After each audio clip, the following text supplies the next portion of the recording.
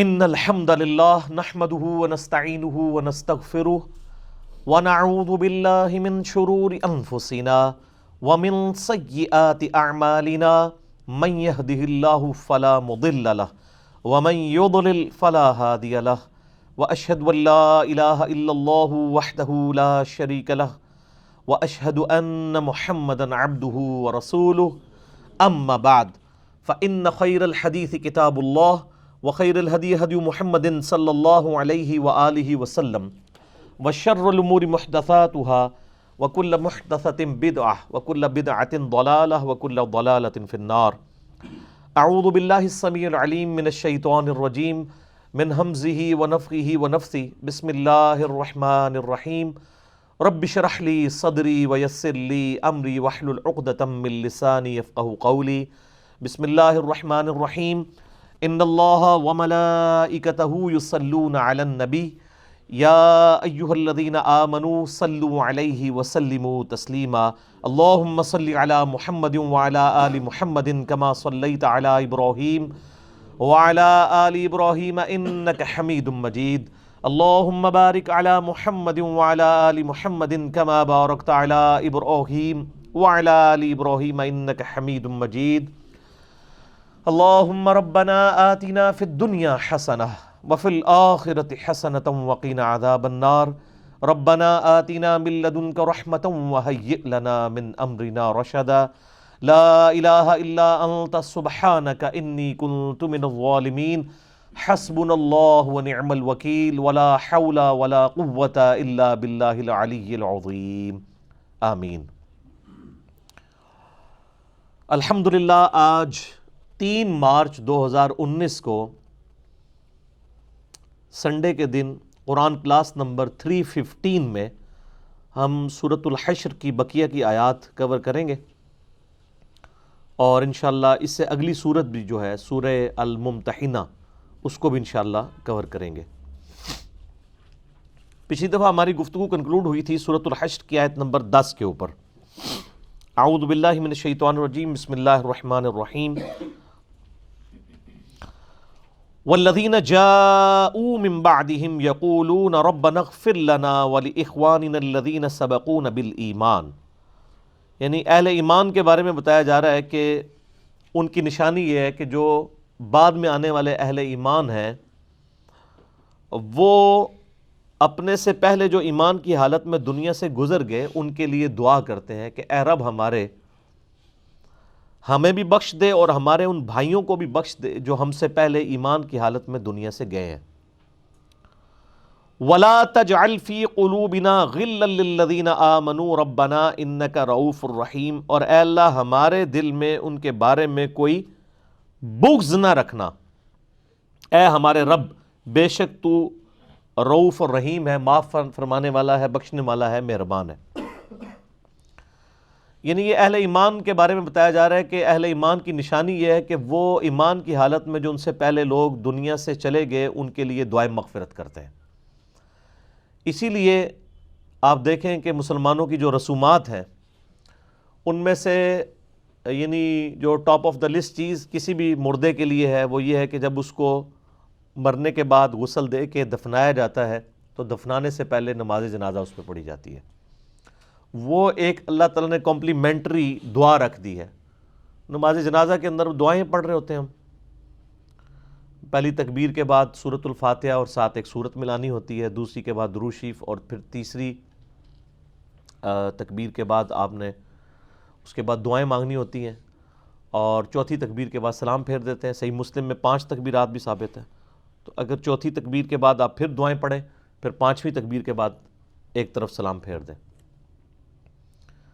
تو وہ ساری دعائیں ہیں. ان میں سے ٹاپ آف دا لسٹ وہ دعا ہے اللہم اغفر لحینا و میتنا و شاہدنا و غائبنا و صغیرنا و کبیرنا و ذکرنا و انثانا اللہم من احییتہ منا فاحیہ علی الاسلام ومن توفیتہ منا فتوفہ علی الایمان. آمین.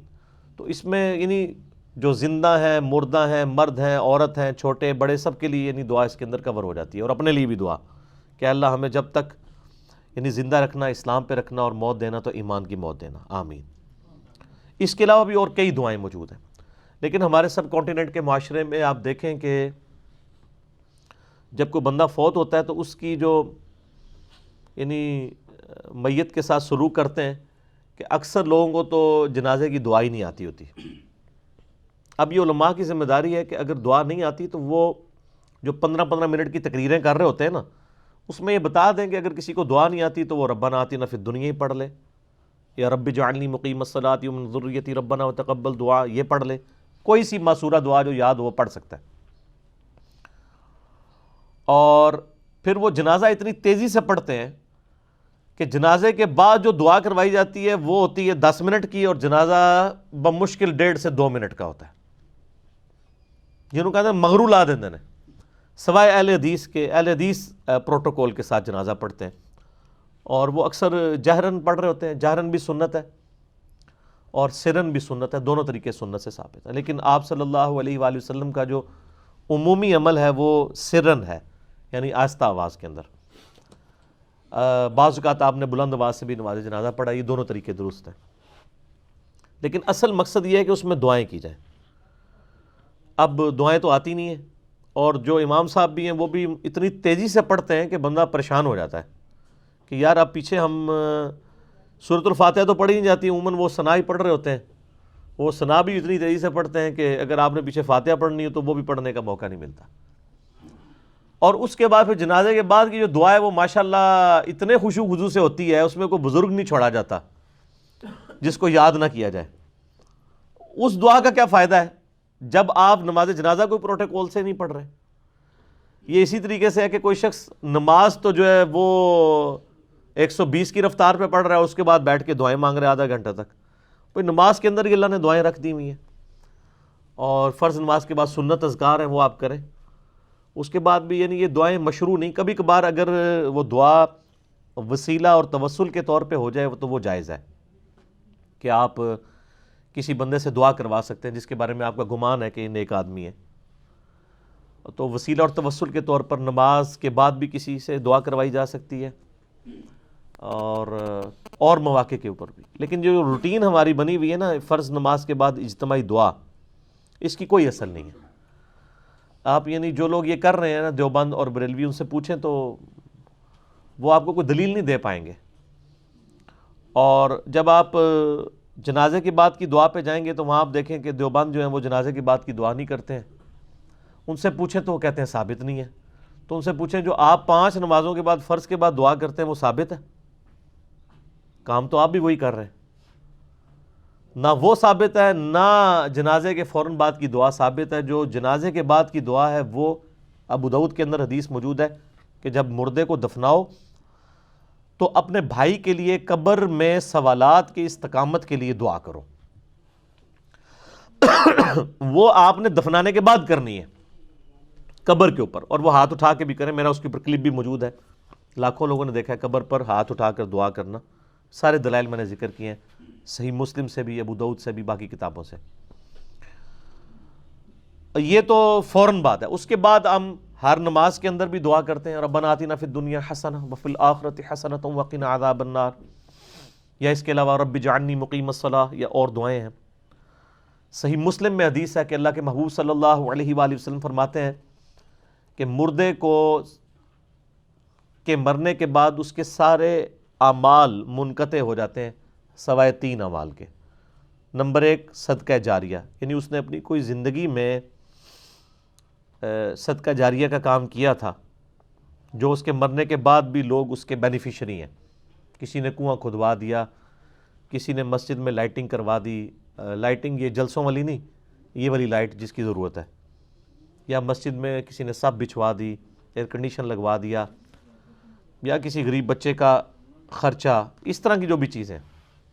دوسرا فرمایا کہ علم کی بات، جیسے امام بخاری امام مسلم نے فوت ہوئے 200 سال ہونے والے ہیں، 1200 سال، 256 ہجری میں فوت ہوئے امام بخاری، 261 میں امام مسلم، آلموسٹ 1200 سال ہونے کو آئے ہیں. لیکن ان کی تعلیمات سے، ان کے جو علمی ان کی جو کنٹریبیوشن تھی، آج تک لوگ فائدہ اٹھا رہے ہیں. آج بھی جب بخاری شریف پڑھی جائے گی ان کو ثواب ملے گا. یہ ان کے اپنا اعمال ہے. ظاہر ہے وہ تو ان کی اپنی کنٹریبیوشن ہے. لاجیکل ہے کہ ایک بندے نے صدقہ جاریہ کیا یا اس نے کوئی علمی کاوش کی ہے تو اس کو ثواب ملنا چاہیے کیونکہ اس کی کنٹریبیوشن ہے۔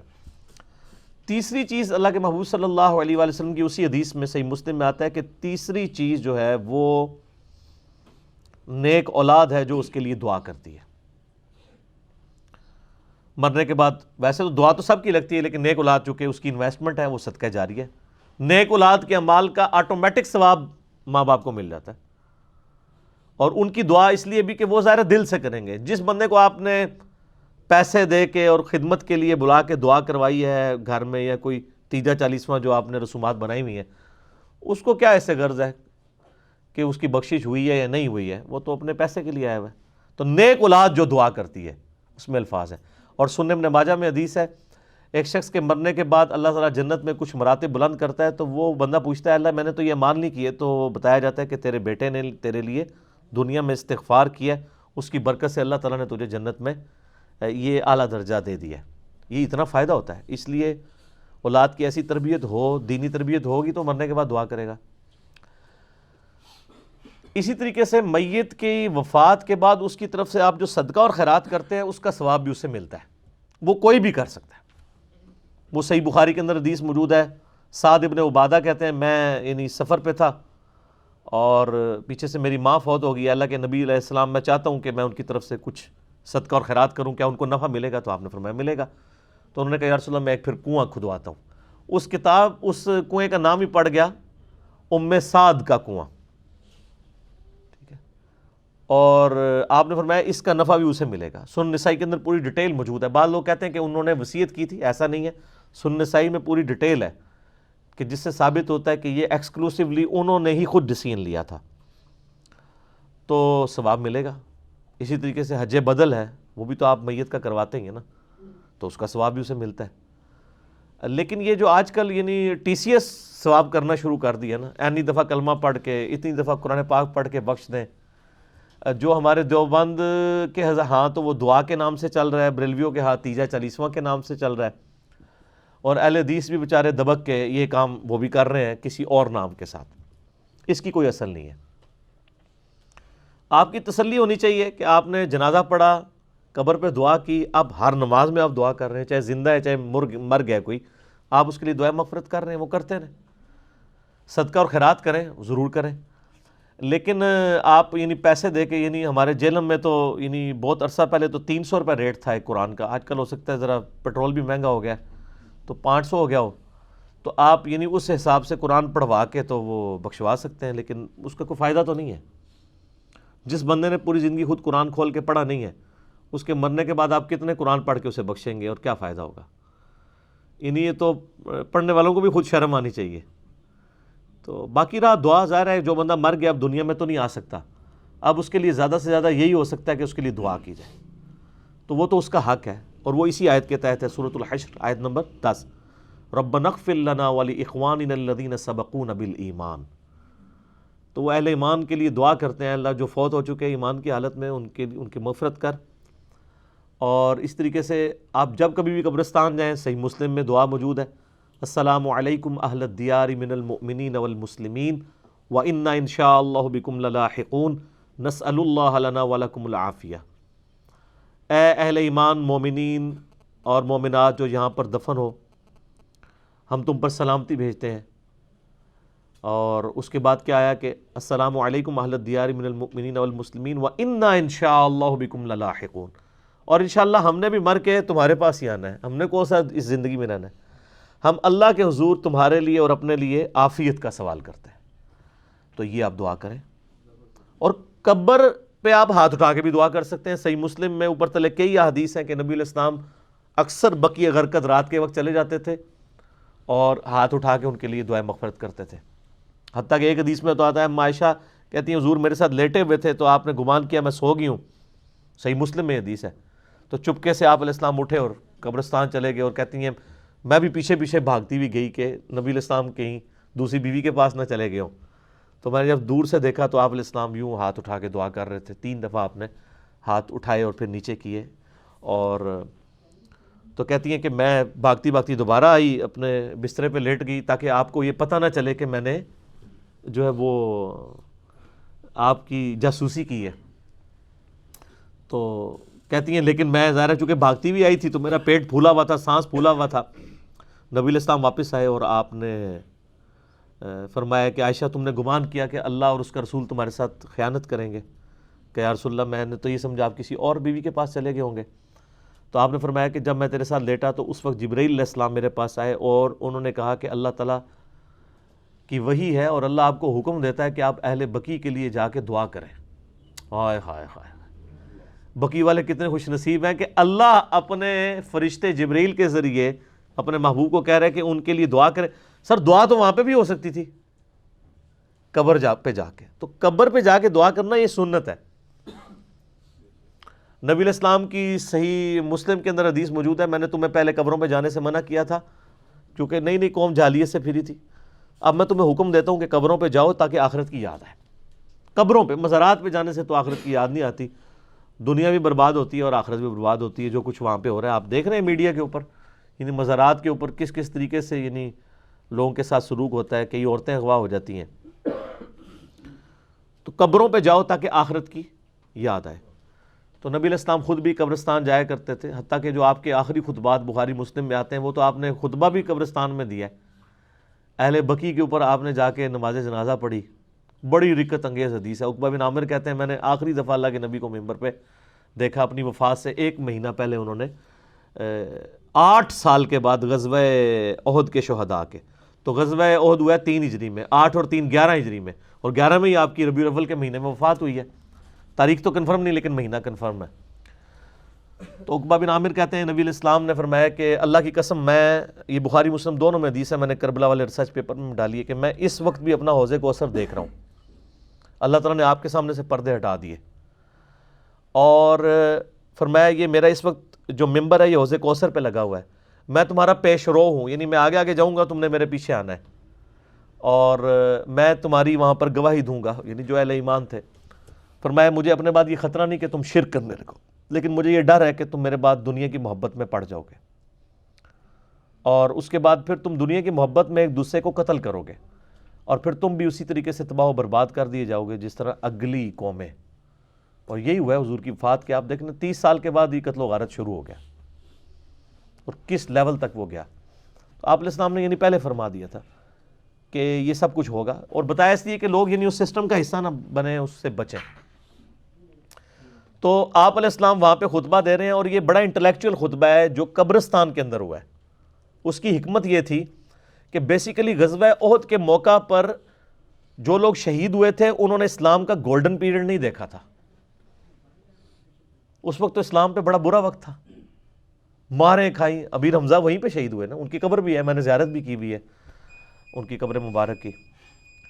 تو نبی علیہ السلام بیسیکلی لوگوں کو یہ بھی بتانا چاہتے تھے کہ اب ان لوگوں کی محنت کا پھل تم نے کھانا ہے، یعنی رومن اور پرشین امپائرز گریں گی، پوری دنیا کی دولت آئے گی، لیکن جو کنٹریبیوٹ کر کے گئے ہیں نا وہ تو اللہ کی جنتوں میں جا چکے ہیں، ان کی محنت کا پھل اب تم نے کھانا ہے، تو دیکھنا دنیا کی محبت میں نہیں پڑنا۔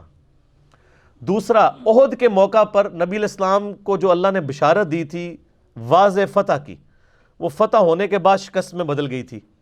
کیوں؟ دنیا کی محبت کی وجہ سے۔ نبی علیہ السلام کی حدیث ہے بخاری میں کہ اگر کوے بھی آ کے ہماری گوشت کی بوٹیاں اٹھانا شروع کر دے تب بھی تم نے اس درے سے نہیں ہلنا جب تک میں حکم نہ دوں۔ وہ 50 تیر انداز تھے، جو وہ 15 ہی وہاں رہ گئے، 35 نے مال غنیمت، دنیا کی محبت مال غنیمت سمیٹا۔ ورنہ جب اتنا کیٹا، اس سے زیادہ نبی کس طریقے سے سمجھاتے کہ تم دیکھو کہ کوے ہماری لاشیں اٹھا رہے ہیں تب بھی نہیں اٹھنا تم نے یہاں سے، اس سے زیادہ تو نہیں سمجھایا جا سکتا تھا۔ اس کے باوجود خود ڈیسیژن کیا، حالانکہ ان کے امیر جو تھے وہ روکتے رہے، عبداللہ بن جبیر رضی اللہ تعالیٰ عنہ، لیکن نہیں لوگ باز آئے، اور پھر وہ شکست میں۔ اس سے اندازہ لگائیں کہ نبی دنیا میں موجود ہوں تب بھی اگر کوئی شخص نبی کی نافرمانی کر دے تو اللہ تعالیٰ اس کا وبال ان لوگوں پہ ڈال دیتا ہے۔ تو آج تو دنیا میں نبی موجود بھی نہیں ہے، تو آج ہم کہہ رہے ہیں جی جو کچھ بھی ہے تیرے محبوب کی امت سے۔ جب محبوب علیہ السلام دنیا میں موجود تھے اس وقت صحابہ نے ان کی جب نافرمانی کی ہے تو اللہ نے نبی کی موجودگی کا کوئی احساس نہیں کیا۔ اللہ تعالیٰ اپنے قانون میں بہت سخت ہے، حتیٰ کہ نبی علیہ السلام کے بھی 4 دانت شہید ہو گئے، بخاری مسلم میں آتا ہے، اور آپ اتنا آپ کا یعنی وہ خون نکلا بلڈ پریشر لاس ہونے کی وجہ سے کہ آپ کی شہادت کی خبر مشہور ہوگی۔ پھر وہ آیات نازل ہوئی نا وما محمد الا رسول قد خلت من قبلہ الرسل افإن مات، محمد تو نہیں مگر ایک رسول، اگر یہ فوت ہو جائیں یا جنگ میں شہید کر دیے جائیں تو کیا تم دین سے الٹے قدم پھر جاؤ گے؟ تو جو کہ دین سے الٹے قدم پھرے گا وہ اللہ کا تو کچھ نہیں بگاڑ سکے گا، اور اللہ تعالیٰ ثابت قدم رہنے والوں کو جو ہے وہ جزا دے گا۔ اس لیول کے اوپر یہ معاملات آ گئے۔ تو یہ غزوہ احد والا جو خطبہ تھا اس کی بڑی امپورٹنس تھی۔ ایک تو یہ کہ ان کی محنت کا پھل تم نے کھانا ہے، دوسرا یہاں پر بہت بڑا انسیڈنٹ ہوا تھا، دنیا کی محبت کی وجہ سے کتنے لوگوں کو نقصان اٹھانا پڑا۔ تو یہ نہ ہونا کہ میرے بعد تم دنیا کی محبت میں پڑو تو تمہیں بھی وہی نقصان اٹھانا پڑے گا، اور وہ پھر آپ دیکھ لیں جو کچھ ہوا ہے۔ خلفائے راشدین تک معاملات ٹھیک رہے ہیں، اس کے بعد پھر وہی اسی طریقے سے حضرت امیر معاویہ رضی اللہ تعالیٰ عنہ کے دور میں بھی اور ان کے بعد والے لوگ میں بھی اسی طریقے سے محلات بننے شروع ہو گئے، کیسر و کسرا والے طریقے آنا شروع ہو گئے مسلمانوں کے اندر، اور وہی چیزیں جن کو یعنی جن ٹرینڈز کو نبی علیہ السلام نے توڑا تھا وہ سارے کے سارے دوبارہ سے آہستہ آہستہ آنا شروع ہو گئے۔ بل یہ آپ کی نبوت کی دلیل بھی ہے کہ آپ نے پہلے ہی بتا دیا کہ یہ ہوگا۔ یہی آپ علیہ السلام کو ایک نبی اور ایک جنگجو سے فرق کرتی ہے۔ کبھی کوئی جنگجو نہیں یہ بتاتا کہ میرے بعد یہ ہوگا، اس کو کیا پتا ہوا ہے کہ بعد میں کیا ہوگا، لیکن نبی بتا دیتا ہے کہ یہ ہوگا۔ تو وہاں پہ بھی آپ علیہ السلام نے ان پہ جنازے کی نماز پڑھی، تو اس سے یہ پتہ چلا کہ آپ قبرستان جا کے دوبارہ سے جنازہ بھی پڑھ سکتے ہیں۔ اکثر لوگوں کو یہ شک پڑ جاتا ہے کہ جی وہ رشتہ داروں کے پریشر کی وجہ سے بعض اوقات جنازہ کسی ایسے مولوی سے پڑھاتے ہیں جنہیں مغرور آیا ہوتا ہے، پھر ہم سے لوگ رابطہ کر رہے ہوتے ہیں کہ جی کیا کریں، جنازے کا مزہ ہی نہیں آیا، تو ہم انہیں کہتے ہیں جا کے قبرستان دوبارہ جنازہ پڑھ لیں۔ آپ کسی کی والدہ فوت ہوئی، کسی کا والد فوت ہوا، کسی کا بھائی فوت ہوا، تو قبرستان جائیں، قبر کو سامنے رکھ کے قبلہ رخ ہو جائیں آپ، اور جنازہ قبرستان پہ جا کے دوبارہ پڑھیں، نبی علیہ السلام سے ثابت ہے، اور اس میں آپ دعائیں مانگیں تسلی سے۔ آپ بے شک 15 منٹ کا جنازہ پڑھیں، وہاں نہیں آپ کو کوئی کہے گا جی سر جلدی کرو ٹائم ہو گیا۔ تو ایسے بھی کیا جا سکتا ہے، بعد میں جا کے جنازہ بھی پڑھ سکتے ہیں، دعا بھی کر سکتے ہیں، اس سے ثابت ہے۔ حتیٰ کہ بخاری مسلم دونوں میں حدیث ہے بڑی رقت انگیز کہ ایک عورت تھی جو مسجد نبوی کی صفائی کیا کرتی تھی، حبشی عورت تھی۔ ایک دن، 2 دن، 3 دن گزرے، آپ نے فرمایا 2-3 دن سے مجھے نظر نہیں آ رہی صفائی کرتے ہوئے۔ صحابہ نے کہا یا رسول اللہ تو فوت ہو گئی ہے، اور ہم نے آپ کے آرام میں خلل سمجھتے ہوئے رات کے وقت فوت ہوئی تھی تو ہم نے اس کو جنازہ پڑھ کے دفنا دیا۔ آپ فرمایا مجھے کیوں نہیں بتایا؟ ہائے ہائے، حریص علیکم بالمؤمنین رؤوف الرحیم صلی اللہ علیہ وآلہ وسلم۔ فرمایا مجھے اس کی قبر پہ لے جاؤ۔ صحابہ کرام قبر پہ لے گئے، وہاں جا کے آپ نے نماز جنازہ دوبارہ پڑھی، حالانکہ جنازہ پہلے ہو چکا تھا، اور پھر آپ جب واپس پلٹے تو آپ نے فرمایا کہ یہ قبریں اندھیروں میں ڈوبی ہوئی تھیں، اللہ نے میرا جنازہ پڑھنے کی برکت سے ان قبروں کو نور سے بھر دیا۔ سبحان اللہ۔ لیکن اس کا ایک بڑا تلخ پہلو ہے کہ نبی علیہ السلام کے مبارک زمانے میں بھی ایسے لوگ تھے کہ جن کی قبریں اندھیرے میں ڈوبی ہوئی تھیں، اور ظاہر وہ مسلمان ہی تھے۔ کافر کی قبر میں تو نبی کے جنازہ پڑھنے سے نور تو نہیں جا سکتا، کیونکہ سورہ توبہ کے اندر ہے کہ آپ 70 دفعہ بھی دعا کریں ہم ان کو نہیں بخشیں گے، کیونکہ اللہ تعالیٰ نے شرک تو نہیں معاف کرنا۔ اس کا مطلب وہ مسلمانوں کی قبریں تھیں۔ تو آج کے مسلمان کس چکر میں بیٹھے ہوئے ہیں، کچھ بھی ہیں تیرے محبوب کی امت سے ہیں؟ بڑا خطرناک معاملہ ہے، یہ بھی رزلٹ نکلتا ہے۔ دوسرا یہ بھی رزلٹ نکلتا ہے کہ نبی علیہ السلام قبر میں حاضر و ناظر نہیں ہوتے، ورنہ آپ تو جب آپ کو بتایا گیا فوت ہوگی تو آپ فرماتے ہیں ہاں مجھے پتہ چلا ہے، میں 3 دن پہلے اس کی قبر میں گیا تھا، میرے بارے میں سوال ہوا تھا، تو آپ علیہ السلام کو تو نہیں پتہ تھا۔ تو یہ من گھڑت عقیدے لوگوں نے بنائے ہوئے ہیں۔ قبر میں سوال ہوتا ہے لیکن کوئی تصویر نہیں دکھائی جاتی، اس میں کوئی الفاظ ہی نہیں ایسے۔ اللہ، رسول اور دین کے بارے میں پوچھا جاتا ہے، فرقے کے بارے میں نہیں پوچھا جاتا۔ شکر ہے، ٹھیک ہو گیا۔ یہ کتنی حیران کن بات ہے، ٹھیک ہے، ورنہ تو بڑی مصیبت کھڑی ہو جاتی۔ اللہ، رسول اور دین۔ اچھا پھر جواب بھی حدیث میں آئے ہوئے ہیں کہ وہاں کہیں گے اسلام دین ہے، یہاں کو کہتا ہے میرا دین اسلام ہے؟ نہ، کوئی نہیں کہتا۔ وہ اسلام جب آپ شروع کریں گے، کون سا اسلام؟ سنی اسلام، شیعہ اسلام، حنفی اسلام، مالکی اسلام، کون سا اسلام؟ تو اسی لیے آپ دیکھ لیں مسجد میں کہیں نہیں لکھا ہوتا یہ مسلمانوں کی مسجد ہے، آگے فرقوں کے نام بھی لکھے ہوئے ہوتے ہیں۔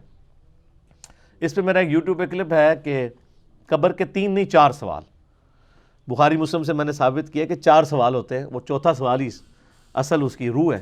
تو آپ میرا کلپ دیکھ لیں, قبر میں 4 سوال. تو بہرحال یہ قبرستان جا کے دعا کرنا, مردوں کے لیے دعا کرنا, یہ نبی علیہ السلام نے اس کو مشروع کیا ہے. اور اس حوالے سے مسئلہ 74 میں نے ڈیٹیل ریکارڈ کروایا سال ثواب کے اوپر, اور آپ حیران ہوں گے کہ میرے 2.5-3 گھنٹے کے لیکچرز بھی لاکھوں لوگ دیکھتے ہیں, لیکن یہ ایسا لیکچر ہے جو 4-5 لاکھ لوگوں نے دیکھا, حالانکہ یہ 2.5 گھنٹے کا لیکچر تھا. اس سے مجھے اندازہ ہوا ہے کہ سال ثواب کا مسئلہ کتنا کریٹیکل مسئلہ ہے. آپ یوٹیوب پہ صرف سال ثواب لکھیں تو یوٹیوب تو ظاہر ہے یہ نہیں دیکھتا کہ یہ لکھنے والا دیوبندی ہے, بریلوی ہے, اہل حدیث ہے, شیعہ ہے. یوٹیوب تو اسکروٹنگ کرتا ہے اس پوائنٹ آف ویو سے کہ سب سے زیادہ کون سا کلپ دیکھا گیا. تو آپ کو ٹاپ پہ میرا وہ کلپ نظر آئے گا, مسئلہ 74. اس میں نے سارے ان ایشوز کو ریزالو کیا ہے, یعنی مرتے وقت یعنی تعزیت کے لیے کیسے دعا کرنی ہے, باقی ساری چیزیں. ظاہر ہے وہ ہر لیکچر تو متحمل نہیں ہوتا کہ ہم اس چیزوں کو بار بار ریپیٹ کریں. مسئلہ 74 کے اوپر جو ہے نا وہ آپ ایمفیسائز میں کرتا ہوں اس حوالے سے کہ وہ آپ ضرور دیکھیں, تاکہ سال ثواب کے کون کون سے ذریعے ہیں اور یہ سارے معاملات آپ کو کلیئر ہوں گے. دوسری چیز اس کے اندر جو آئی ہے نا کہ اللہ تعالیٰ فرماتے ہیں کہ وہ اہل ایمان کہتے ہیں وَلَا تَجْعَلْ فِي قُلُوبِنَا غِلًّا لِلَّذِينَ آمَنُوا, اللہ اہل ایمان کے بارے میں ہمارے دل میں کوئی بغض نہ رکھنا. یعنی جو اہل ایمان دنیا سے چلے گئے ہیں ان کے بارے میں ہمارے لیے دل میں کوئی میل نہ آئے, یعنی یہ دعا سکھائی گئی ہے. بعض اوقات ہوتا ہے انسان کی بڑی یعنی قریبی رشتہ داری بھی ہوتی ہے, بعض اوقات لوگوں نے ایسی زیادتیاں کی ہوتی ہیں کہ انسان یعنی چاہتے ہوئے بھی ان چیزوں کو بھلا نہیں سکتا. تو اس لیے یہ دعا تعلیم کر دی گئی ہے کہ چلو جو بندہ دنیا سے ایک غلط کام کر کے چلا گیا آپ اس کے لیے دعا کریں, اور اپنے لیے دعا کریں کہ اللہ ہمارے دل میں ان کے لیے یعنی کوئی میل ایسا نہ آئے. اچھا, اس کی بعض اوقات لوگ پلی بھی لیتے ہیں اور وہ یہ کہتے ہیں کہ جی جو بزرگ فوت ہو چکے ہیں اگر انہوں نے کوئی زیادتیاں کی ہیں دین کے ساتھ تو قرآن تو ہمیں کہہ رہا ہے کہ ان کے بارے میں دل میں کوئی غل نہ رکھے, تو ہمیں چاہیے ان کی غلطیاں ہی ہائی لائٹ نہ کریں. پہلی 2 نمبری تو ان لوگوں کی یہ ہوتی ہے کہ یہ صرف اپنے فرقے کے بزرگوں کے بارے میں یہ بات کر رہے ہوتے ہیں. اگر یہی بات ہے تو بریلویوں نے حسام الارمین چھاپنا بند کیوں نہیں کر دی ہے؟ آج تک چھپ رہی ہے نا, جس میں یعنی 4 علماء دیوبند پہ کفر کے فتوے لگائے تھے حمزہ بریلوی صاحب نے, المشہور حسام الارمین, تو نہیں بند کیے. وہ کہیں گے وہ تو ہے ہی گستاخ تھے نا, ان کو کہنا چاہیے ہماروں کو کچھ نہ کہیں. اس کے مقابلے پہ المحند المفند لکھی گئی ہے, سر وہ بھی 100 سال سے زیادہ ہو گیا چھپ رہی ہے, جس میں احمد بریلوی صاحب ان کی جماعت کو پورا شیطانی لشکر ڈکلیئر کیا گیا. تو ان کو نہیں پتا کہ احمد بریلوی تو 1921 میں فوت ہوئے تھے, تقریباً 100 سال ہونے والے ہیں ان کو فوت ہوئے پہ, یہ 2019 چل رہا ہے. تو یار چھوڑ دو, اگر یعنی آپ کی وہی ڈاکٹرائن مانے. وہ کہیں گے نہیں جی سر جنہوں نے دین کے ساتھ کھلواڑ کیا ہے ان کو معافی نہیں ہے. تو سر یہی ہماری ڈاکٹرائن ہے کہ جنہوں نے دین کا نقصان کیا ہے. یہ جو غل والا تعلق ہے نا, اس کا تعلق ہے کہ آپ کا کوئی ذاتی معاملہ ہے کسی کے ساتھ. جس نے دین کا جنازہ نکالا ہوا ہے وہ تو اللہ اس کے رسول کا دشمن ہے, اس کے بارے میں غل کا رکھنا ایمان ہے. الحب للہ والبغض للہ, بخاری مسلم کی حدیث ہے کہ اس نے ایمان کی حلاوت چکھی جس میں 3 نشانیاں. نمبر 1, اللہ اور اس کا محبوب اسے پوری دنیا سے بڑھ کر محبوب ہوں صلی اللہ علیہ وآلہ وسلم. اس میں تو اکثر لوگ کہیں گے جی ہم بالکل جی ایسا ہی ہے. یہ علیحدہ بات ہے کہ جب داڑھی رکھنی پڑ جائے تو کہتے ہیں یار وہ بیوی سے پوچھنا پڑے گا, ابو سختی کرتے ہیں, تو وہ پھر ابو اور بیوی آگے ہو جاتے ہیں. ماں کہتی ہے میں دودھ نہیں بخشوں گی. ٹھیک ہے جی, بدماشیاں دیکھیں, یعنی یہ ماں باپ بدماش ہیں. اس طرح کے ماں باپ اللہ اور اس کے رسول کے مقابلے پہ کھڑے ہوئے ہیں اور وہ اپنے حقوق کلیم کر رہے ہیں. اللہ اور اس کے رسول کا باغی ہو کے ایک عورت کے میں دودھ نہیں بخشوں گی اگر میرے بچے نے داڑھی رکھ لی. اندازہ کریں یعنی انسان کی اوقات کیا ہے, یہ وہ کس سے بغاوت کر رہا ہے. مولا علی علیہ السلام کی حدیث ہے صحیح بخاری اور مسلم دونوں میں کہ اللہ کے محبوب علیہ السلام نے فرمایا تھا کہ اطاعت صرف معروف میں ہے, اللہ کی معصیت میں کسی کی اطاعت نہیں ہے. اور پھر اسی طریقے سے باپ بھی اپنے حقوق بتا رہا ہوتا ہے. اور بھئی ماں باپ کے حقوق اللہ رسول کی باؤنڈریز کو کراس کر کے تو نہیں ہے نا,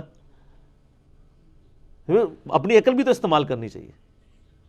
تو جن لوگوں نے دین کا جنازہ نکالا ہے ان کے بارے میں غل رکھنا ضروری ہے, کیونکہ اس میں دوسری نشانی بخاری مسلم میں آئی کہ وہ شخص محبت کرتا ہے تو اللہ کے لیے اور دشمنی رکھتا ہے تو اللہ کے لیے. اور تیسری چیز ہے کہ کفر کی طرف لٹایا جانا اس کے لیے اتنا ہی مشکل ہو جاتا ہے جتنا زندہ آگ میں جلایا جانا. وہ آگ میں جلنے کے لیے تیار ہو جائے لیکن ایمان نہ چھوڑے, وہ ایمان کی حلاوت چکھے گا. تو الحب للہ والبغض للہ, بغض اللہ کے لیے, محبت اللہ کے لیے. وہ والا غل تو رہتا ہے, اس غل سے آپ, اس غل سے تو نبی الاسلام نہیں چھٹکارا حاصل کر سکے. صحیح بخاری میں حدیث ہے, نبی الاسلام کے پاس واشی آیا فتح مکہ کے موقع پر, اور وہ واشی کون تھا؟ قاتل حمزہ. ہائے ہائے ہائے, حمزہ نبی الاسلام کے صرف چچا نہیں تھے بلکہ بھائی بھی تھے, دو شریک, اور ہم عمر بھی تھے, دوست بھی تھے. واشی کو حضرت بلال نے سفارش کروائی کہ یا رسول اللہ میرے کہنے پہ معاف کر دیے جائے. واشی پیش ہوا, فرمایا واشی یا رسول اللہ قاتل حمزہ, یا رسول اللہ تیرا ایمان قبول ہے لیکن کیا تو ایسا کر سکتا ہے کہ اپنی شکل مجھے نہیں دکھانی؟ ہائے ہائے ہائے ہائے. یہ وہ شخص ہے جو حریص علیکم بالمؤمنین رؤوف الرحیم ہے, لیکن چچا کے معاملے میں, اور وہ چچا ایسا نہیں جو صرف چچا ہی تھا, وہ دین کا مجاہد تھا, دین کے لیے کنٹریبیوشن تھی. اور میں آپ کو علا وجہ بصیرت کہتا ہوں کہ حضور کی وفات کے وقت اگر حضرت حمزہ زندہ ہوتے, خلیفہ اول حضرت ابو بکر نے نہیں ہونا تھا, حضرت حمزہ نہیں ہونا تھا. اس کا لاجیکل ثبوت یہ ہے کہ غزوہ بدر میں مسلمانوں کا لیڈر کون تھا آرمی کا؟ حضرت حمزہ. نبی الاسلام تو خیمے میں تھے نا, مسلمانوں کو لیڈ کون کر رہا تھا؟ حضرت حمزہ. غزوہ احد میں کون لیڈ کر رہا تھا؟ حضرت حمزہ. اسی لیے آپ نے پھر غزوہ احد کے شہداء پہ جا کے جنازہ پڑھا تھا نا, کہ ان کی وجہ سے بعد والے لوگ بینیفیشری ہوں گے. تو یہ لوگ تو بینیفیشری نہیں ہوئے, ان کو تو سب کچھ آخرت میں ملا ہے. یہ نہ ہو کہ اب تم آپس میں, بخاری مسلم میں یہ بھی حدیث ہے, میرے بعد کافر نہ ہو جانا کہ ایک دوسرے کی گردنیں کاٹنا شروع ہو جاؤ. اور وہی ہوا پھر بعد میں. تو نبی علیہ السلام نے قاتل حمزہ کو معاف نہیں کیا, اور فرمایا پوری زندگی پھر واشی سامنے نہیں آیا حضور کے. حالانکہ آپ کو تو اللہ نے گارنٹی دی ہے حریص علیکم بالمؤمنین رؤوف الرحیم. نبی علیہ السلام مومنین پر رؤوف بھی ہیں, رحیم بھی ہیں. اب میں تھوڑی سی انجینئرنگ کرتا ہوں کہ انسان کو اپنے چچا سے زیادہ محبت ہوتی ہے یا اپنی اولاد سے؟ مطلب اس پہ تو کوئی دوسری رائے نہیں ہے. جن جن کے بچے ہیں, یعنی میرے بھی اپنے بچے ہیں, آپ میں سے بھی اکثر لوگ شادی شدہ بیٹھے ہیں, آپ خود انالیسس کر لیں. بلکہ اولاد تو بعض کا انسان کو ماں باپ سے آگے ہو جاتی ہے. تو جن لوگوں نے حضرت حمزہ کے ساتھ ظلم کیا اور ان کو قتل کیا, ان کا ایمان قبول نہیں کیا گیا. تو جن لوگوں نے حضرت حسین ابن علی کے ساتھ ظلم کیا, یا حضرت علی ابن ابی طالب کو تکلیفیں دی ہیں جو حضور کے بچوں کی جگہ تھے, ان کے بارے میں آپ ایکسپیکٹ کر سکتے ہیں کہ نبی الاسلام کے دل میں ان کے بارے میں کوئی محبت کے جذبات ہوں گے؟ Not at all. حتیٰ کہ آپ دیکھ لیں مسند احمد میں تواتر سے وہ حدیث نقل ہوئی ہے کہ ابن عباس کہتے ہیں کہ ایک دوپہر کے وقت میں نے خواب دیکھا اور میں گھبرا کے اٹھ گیا اس خواب کی وجہ سے. میں نے دیکھا کہ نبی علیہ السلام جو ہے وہ پرانگدہ حالت ہے, بال بکھرے ہوئے ہیں, جسم پہ گرد پڑی ہوئی ہے, ہاتھ میں خون کی ایک شیشی ہے. اور میں نے کہا یا رسول اللہ میرے ماں باپ قربان, آپ کی کیا حالت ہے؟ تو فرمایا کہ یہ حسین اور اس کے ساتھیوں کا خون ہے جو صبح سے میں کربلا میں سمیٹ رہا ہوں. اور یعنی یہ ایک اللہ کی طرف سے دکھایا گیا یہ تشبیہ, یعنی ایک علیحدہ سے ایک محکمہ خواب کے محکمہ بالکل الگ سے ہے. آپ مجھے خواب میں آئے تو آپ کو نہیں پتا ہوگا کہ آپ میرے خواب میں آئے ہیں. یہ اللہ تعالیٰ تمثیلاً دکھاتا ہے. اور نبی علیہ السلام کو خواب میں دیکھ رہا ہے کون؟ صحابی. تو وہ تو کنفرم ہے, بخاری مسلم میں حدیث ہے جس نے مجھے خواب میں دیکھا میری شکل میں شیطان نہیں آ سکتا. اور وہ شکل صحابی کو تو پتا تھی, اور صحابی بھی عام نہیں. عبداللہ ابن عباس کہتے ہیں میں گھبرا کے اٹھا, میں نے وقت اور تاریخ نوٹ کر لی اور دن بھی. کئی ہفتوں بعد پتہ چلا کہ اسی دن 10 محرم 61 ہجری میں حضرت حسین ابن علی کو شہید کیا گیا. تو حسین ابن علی کی وفات کے اوپر یہ ابن عباس کو خواب میں آنا, حضور صلی اللہ علیہ وسلم نے انڈیکیٹر دے دیا ہے نا. اسی حدیث کو نقل کر کے اسماعیل دہلوی, جس کو دیوبند اور اہل حدیث جو اس وقت پریکٹیکلی یعنی ایک سمجھ لیں کہ یزید کے ٹھیکیدار بنے ہوئے ہیں اس کے دفاع کے اوپر, ان کے مشترکہ امام ہے اسماعیل دہلوی, شاہ ولی اللہ دہلوی کا پوتا. اس نے جو کتاب لکھی ہے نا تقویۃ الایمان، جس میں گستاخیاں بھی ہیں، وہ اس کتاب کے اندر ہم نے اس کا جے پی جی بھی لگایا تھا، اس میں اس نے لکھا ہے کہ اس حدیث سے پتہ چلا کہ نبی علیہ السلام وفات کے بعد بھی اللہ کی جنتوں میں حسین کے قتل کی وجہ سے غم زدہ ہیں۔ اور اس نے بھی لکھا کہ یزید پلید لفظ لکھا، وہ اس پوری کتاب میں جہاں جہاں لفظ استعمال کرتے ہیں یزید پلید استعمال کرتے ہیں۔ تو بعد میں سعودیہ ایران ٹسل شروع ہوئی تو یہ یزید کی وکالت کرنی شروع کر دی۔ اہل حدیث تو خیر اس وقت ناسبیت اور یزیدیت کا جھنڈا اٹھائے ہوئے ہیں، دیوبند میں کم لوگ ہیں ایز کمپیئر ٹو اہل حدیث، اور بریلویوں میں تو بہت ہی کم ہے۔ تو یہ میں آپ کو صرف ایک کمپیریزن بتا رہا ہوں کہ انسان کو اپنی اولاد سے جو محبت ہوتی ہے وہ تو آپ سوچ نہیں سکتے۔ ترمذی میں اور مسند احمد میں حدیث ہے، نبی علیہ السلام نے حضرت حسین کو اٹھایا ہوا ہے اور آپ فرماتے ہیں اللہ یہ میرے بیٹوں میں سے ایک بیٹا ہے، اے اللہ اس سے محبت کر جو اس سے محبت کرے، اس سے دشمنی رکھ جو اس سے دشمنی رکھے۔ ہم یہ پوچھتے ہیں کہ حسین سے دشمنی کس نے رکھی ہوئی ہے، ذرا پوائنٹ آؤٹ کریں نا، کیا یہ تھریٹیکل بات ہے؟ تھی نا دشمنی، آج تک ہے، اس زمانے میں بھی تھی، تو وہ ان لوگوں کو پھر ان کے ساتھ کیا معاملات ہوں گے؟ باقی واقعہ کربلا والا ریسرچ پیپر 5B پڑھ لیں تو آپ کو معاملات کلیئر ہو جائیں گے۔ تو یہ غل کے اوپر میں نے بات کی، اور اس کے اوپر بعض لوگوں جو ہیں وہ اس حدیث کے اندر تحریف بھی بعض لوگوں نے کی ہے، بعض لوگوں نے جان بوجھ کے کی ہے، بعض لوگوں نے انجانے کے اندر کیا ہے۔ یہ روایت المستدرک الحاکم میں بھی موجود ہے اور صحیح سند کے ساتھ، اور المصنف ابن ابی شیبہ کے اندر بھی موجود ہے کہ مولا علی علیہ السلام جو ہیں وہ ان کے پاس حضرت طلحہ کا بیٹا آیا، عثمان ابن طلحہ، تو آپ اس کو جب ملتے ہوئے آپ نے نا سورہ حجر کی وہ آیت پڑھی کہ جو اہل ایمان کے دلوں میں ایک دوسرے کے بارے میں غل آ جائے گا نا، قیامت والے دن اللہ تعالیٰ ان کے دل سے وہ غل دور کر دے گا، پھر وہ جنت میں آمنے سامنے بیٹھے ہوئے ہوں گے تختوں کے اوپر، ٹیک لگائے ہوئے تکیوں کے اوپر۔ تو انہوں نے کہا کہ میں اللہ سے امید کرتا ہوں کہ یہ آیت میرے، طلحہ اور زبیر اور عثمان ابن عفان، ان تین بندے اور چوتھا میں، یہ آیت ہمارے بارے میں ہے کہ اللہ تعالیٰ ہمارے دلوں میں جو ایک دوسرے کے لیے میل آ گیا قیامت والے دن وہ دور کر دے گا اور ہم ایک دوسرے سے راضی ہو جائیں گے۔ ظاہر ہے مطلب وہ تکلیفیں تو پہنچی تھی نا حضرت علی کو، مطلب کئی لوگوں سے تکلیف پہنچی، بل آپ نے ان کو ایک کلین چٹ دے دی کہ میں اللہ سے امید کرتا ہوں کہ ان لوگوں کے بارے میں یہ آیات ہیں کہ اللہ تعالیٰ ہمارے دلوں میں ایک دوسرے کی نفرت ختم کر دے گا، جو اگر دنیاوی وجہ سے، دنیاوی طور پر کسی دینی وجہ سے آئی ہے۔ تو یہ غل کا لفظ وہاں پہ بھی استعمال ہوا ہے۔ اب ڈاکٹر اسرار صاحب رحمہ اللہ تعالیٰ، چونکہ ان کی حدیث کی فیلڈ نہیں تھی، انہوں نے یہ جب سورہ ہجر کی آیات آئیں، اس پہ میرا مسئلہ نمبر 116C بھی ریکارڈڈ موجود ہے، انہوں نے نا اس میں حضرت معاویہ کا نام بھی لے دیا کہ میں اللہ سے امید کرتا ہوں یہ میرے اور معاویہ کے بارے میں ہوگا۔ نا،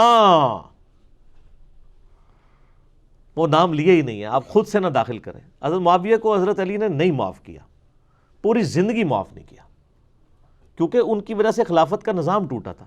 حضرت طلحہ تو میدان جنگ سے چھوڑ کے چلے گئے تھے، جب عمار ابن یاسر کو دیکھا کہ وہ سامنے ہیں تو انہوں نے کہا عمار کو تو باغی جماعت قتل کرے گی، وہ چھوڑ کے چلے گئے۔ تو مروان نے ہی ان کے گھٹنے میں تیر مارا، مستدل الحاکم میں آتا ہے، اور وہ شہید ہو گئے۔ حضرت زبیر وہ صحابی ہیں یعنی جو نبی علیہ السلام کے بہادر ترین اصحاب میں سے، 12 بندے غزوہ احد میں حضور کے ساتھ رہ گئے تھے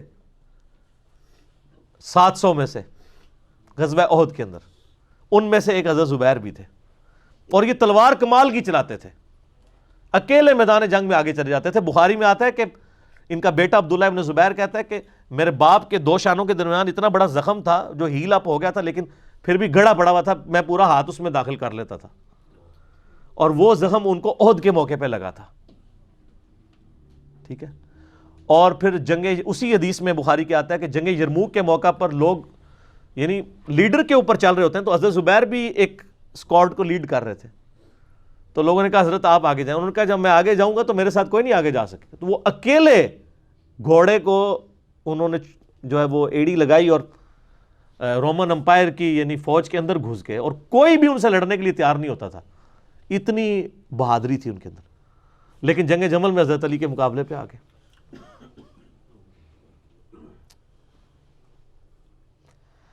اس تکلیف کا کوئی اندازہ نہیں کر سکتا.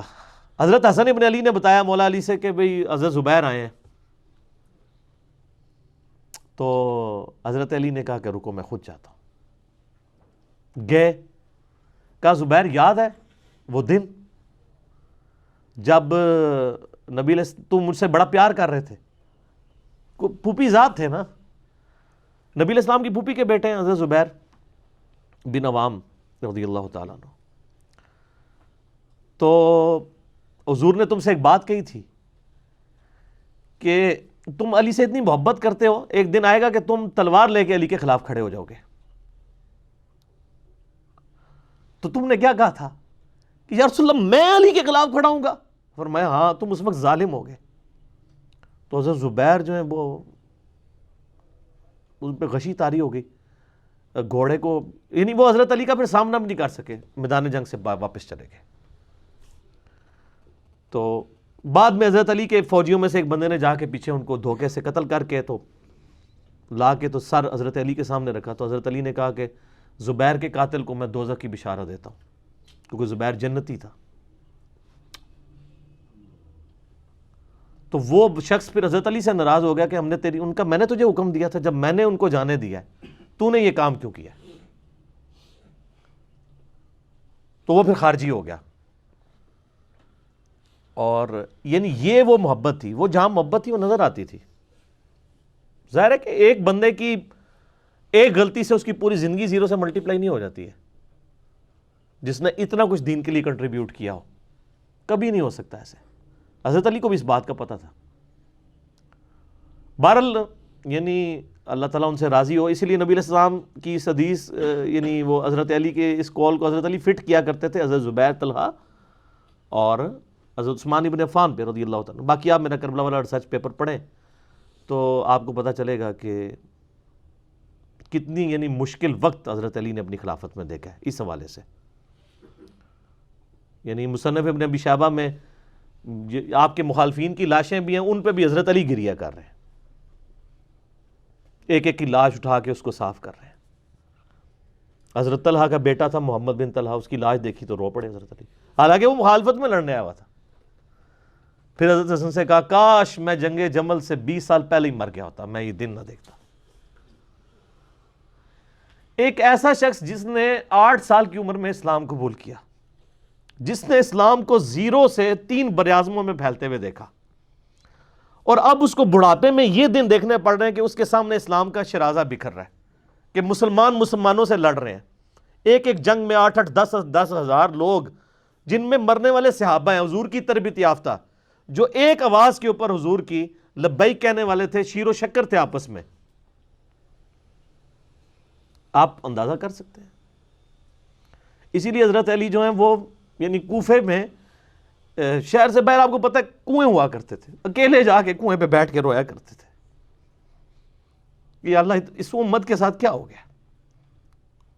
کوشش کرتے رہے, اینڈ رزلٹ یہ ہے کہ وہ خلافت کا نظام. اسی لیے مصنف ابن ابی شیبہ میں آتا ہے کہ آپ نے فجر اور عشاء کی نمازوں میں قنوت نازلہ پڑھی, اللہم علیک بمعاویہ و اشیاءہ, اے اللہ معاویہ اس کے شیعہ کو برباد کر, علی اور اس کے عمرو بن عاص اور اس کے شیعہ کو, ابا سلمی اور اس کے شیعہ کو, قیس اور اس کے شیعہ کو برباد کر.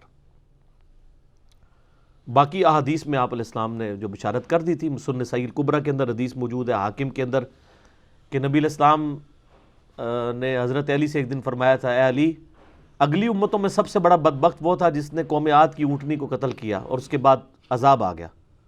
میری امت کا سب سے بڑا بدبخت وہ ہوگا جو تیرے سر کے خون سے تیری داڑھی کو رنگ دے گا. اور وہی ہوا ہے. اور اس کے بعد پھر دیکھیں امت ایک جگہ جمع نہیں ہوئی ہے. حضرت علی ایک آخری کوشش تھے, اور جن لوگوں نے اس وقت ساتھ نہیں دیا پھر ان کو دنیا میں اس کا خمیازہ بھگتنا پڑا ہے. عبداللہ بن عمر نے بیعت نہیں نہ کی تو صحیح بخاری اٹھا کے دیکھیں, عبداللہ بن عمر کو آل امیہ نہیں قتل کروایا, حجاج بن یوسف نے زہر آلود نیزہ مروا دیا. اور حاکم کے اندر مجموع الزوائد کے اندر موجود ہے, حضرت عبداللہ بن عمر آخری عمر میں کہا کرتے تھے کاش میں اس وقت علی کا ساتھ دیتا اور یہ خلافت کا نظام تو بچ جاتا. کیونکہ کئی لوگ بیچ میں نیوٹرل ہو گئے تھے جو پھر ساتھ نہیں دیا, تو اس کی وجہ سے پھر حضرت علی کے چونکہ اب پاس اتنی مین پاور نہیں تھی کہ اس سسٹم کو سنبھال سکتے، بال پھر وہ شہید ہو گئے اور پھر معاملات آگے. خیر بات کہاں سے کہاں نکل گئی، کیونکہ یہ اس کے ساتھ غل کا لفظ تھا تو یہ غل کے لفظ کو ایڈریس کرنا ضروری تھا. تو آج ہم جب جنگ جمل صفین نہروان کو ڈسکس کرتے ہیں تو یہ کوئی غل والی بات نہیں ہے، یہ وہ چیزیں ہیں جو ایک ریالٹی ہیں. اور وہ اگر یہ غل والی بات ہے تو نبی علیہ السلام کے دل میں بھی نعوذ باللہ غل تھا، مولا علی کے دل میں بھی غل تھا، ایسا نہیں تھا. وہ دین کی حمیت کہلاتی ہے، اس کو غل نہیں آپ کہتے. الم تر الی الذین نافقوا یقولون لاخوانہم الذین کفروا، کیا آپ نے ان منافقوں کی طرف نہیں دیکھا جو کہتے ہیں اپنے بھائیوں میں سے جنہوں نے کفر کیا. یعنی صحابہ کرام کے لبادے کے اندر ایسے منافقین جو کلمہ گو تھے لیکن قانوناً وہ یعنی مسلمان تھے، وہ اپنے کافر ساتھیوں کو کیا کہا کرتے تھے،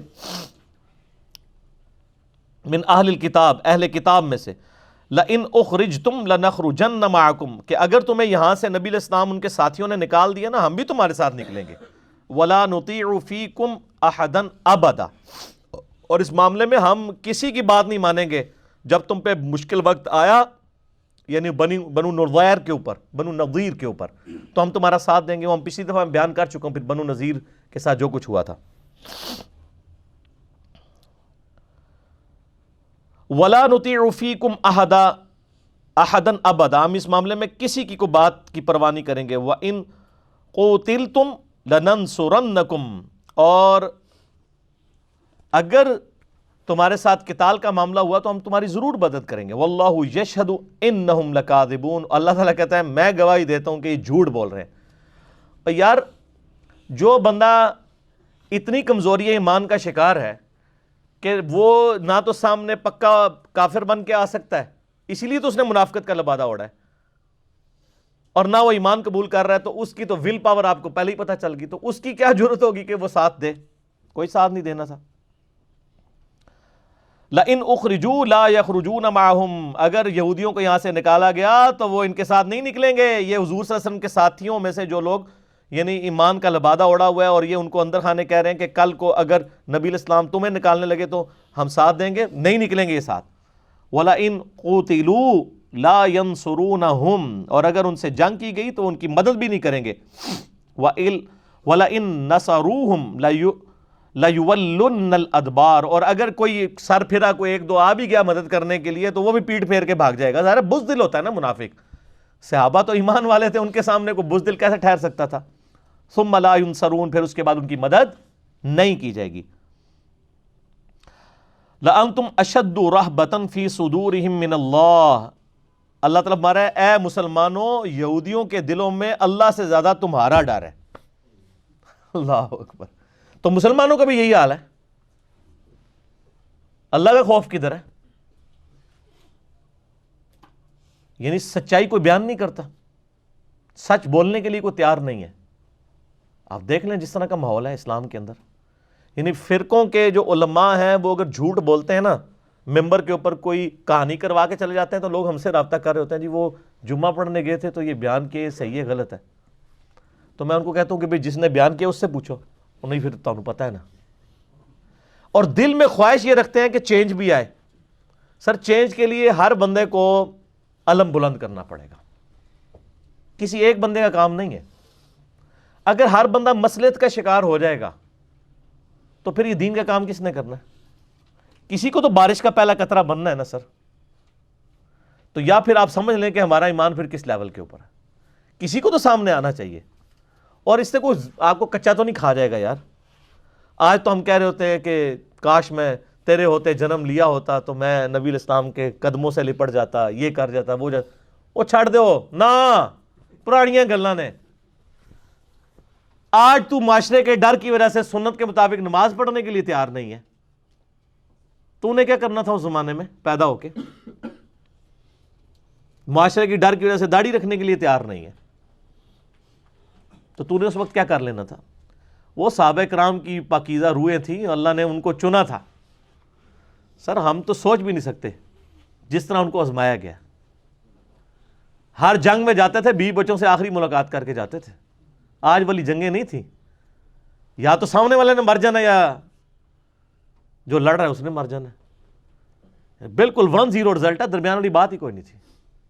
اور میں اکثر سوچتا ہوں کہ یار جن لوگوں نے اس وقت قربانیاں دی ہیں، آپ ذرا امیجن کریں کہ جنگ یرموک اور قادسیہ لڑنے کے لیے جو مدینہ شریف سے عرب سے لوگ گئے ہیں، رومن امپائر میں اور پرشین امپائر میں، 2-2 ڈیڑھ مہینے کے پیدل سفر کر کے، کوئی فون نہیں، کوئی رابطہ نہیں پیچھے، اور یہ بھی نہیں پتا کہ زندہ آنا ہے بچ کے کہ نہیں۔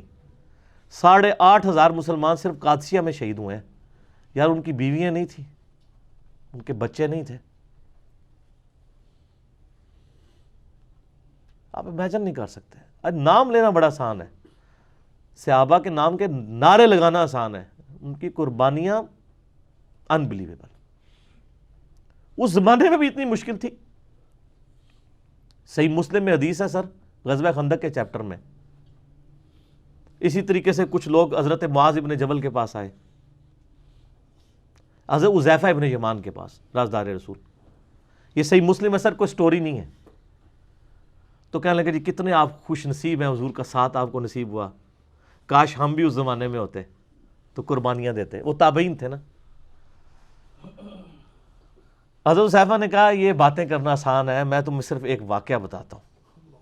ایک واقعہ کہ خندق کا موقع تھا، سخت سردیوں کی رات تھی، نبی علیہ السلام نے اناؤنسمنٹ کی کہ کون ہے جو اللہ اور اس کے رسول کے لیے قربانی کرے اور جا کے کافروں کی جاسوسی کرے کہ وہ اس وقت کیا کر رہے ہیں، ان کی مین پاور کتنی ہے۔ تو کہتے ہیں ہم میں سے کوئی بندہ نہیں کھڑا ہوا، اس لیے کہ جب تصور آتا تھا نا اس ٹھنڈ میں باہر جانا ہے، تو سردیوں کی رات میں کون جا کے اتنی تکلیف کاٹے، اور پھر سردی بھی ریگستان کی، عرب کی۔ نبی علیہ السلام نے دوسری دفعہ اناؤنسمنٹ کی کہ کون ہے جو اللہ کے نبی کا پڑوس جنت میں حاصل کرے اور جا کے جاسوسی کر لے۔ آج تو آپ کہتے ہیں سر مجھے پڑوس چاہیے، کوئی بھی نہیں اٹھا۔ تیسری دفعہ کوئی نہیں اٹھا۔ چوتھی دفعہ نبی علیہ السلام نے فرمایا حذیفہ، حذیفہ کہتے لو جی، کہتے میرے دل میں غم مارے گئے، اونٹتے جانا ہی پڑے گا، کیونکہ اب تو حکم آ گیا نا۔ پہلے تو آپشن تھی نا کہ ٹھیک ہے جی والنٹیئرلی کوئی اٹھ جائے رضا کرانہ طور پہ۔ میں نے کہا یا رسول اللہ جاؤ، ٹھیک ہے یا رسول اللہ، انکار کر کے کافر ہونا تھا۔ کہتا ہے میں اٹھا تو مجھے یوں اٹھتے ہی لگا کہ میں کسی گرم حمام میں داخل ہو گیا ہوں۔ اللہ نے ان کے گرد ایک ایسا یعنی گھیرا کر دیا، اور کہتے ہیں اس گرم حمام میں رہا، میں پوری جاسوسی کر کے آیا، اور حتیٰ کہ کہتے ہیں میں نے ابو سفیان کو دیکھا وہ اپنے تیر تیز کر رہا تھا، رات کے وقت بیٹھا اور وہ میرے نشانے کے اوپر تھا، میں چاہتا اسے مار بھی سکتا تھا۔ پھر مجھے خیال آیا کہ اللہ کے نبی ناراض ہو جائیں گے، یعنی آپ دیکھیں جنگ کے اندر بھی کتنا ڈسپلن ہے، تو میں اجازت کے بغیر یہ حرکت نہ کروں، بس جتنا کام کا ہے میں اتنا ہی کروں۔ کام کیا، واپس آیا، انہی کپڑوں میں گئے، کوئی ٹھنڈ نہیں۔ کہتے ہیں واپس آ کے بیٹھا تو مجھے اتنی شدید ٹھنڈ لگنی شروع ہو گئی، نبی علیہ السلام نے اپنی مبارک چادر مجھے اڑا دی۔ اب یہ جو ٹیسٹ صرف ایک جرت کی دیر تھی نا، تو اللہ نے مدد کر دی۔ وہ بھی آئیں بائیں شائیں کرتے تو اب ان کو تو پتہ ہی نہیں تھا، باقیوں کو پتہ بھی نہیں ہے کہ وہ اللہ کے نبی نے ان کو کس پروٹیکشن میں۔ یہ نبی علیہ السلام کا زندہ معجزہ ہے، صحیح مسلم میں غزوہ احزاب، غزوہ خندق والے چیپٹر کے اندر۔ اور دیکھیں اتنی بڑی لالچ کہ جنت میں نبی کا پڑوس، پھر بھی نہیں اٹھا جا رہا۔ سر یہ ہو جاتا ہے، یہ کہنا آسان ہوتا ہے، مشکل وقت آپ کی زندگی میں بھی جب آتا ہے نا، تو کتنے لوگ ہیں جو ڈیسائیڈ کر پاتے ہیں؟ نہیں کر، کتنا عرصہ گزار دیتے ہیں۔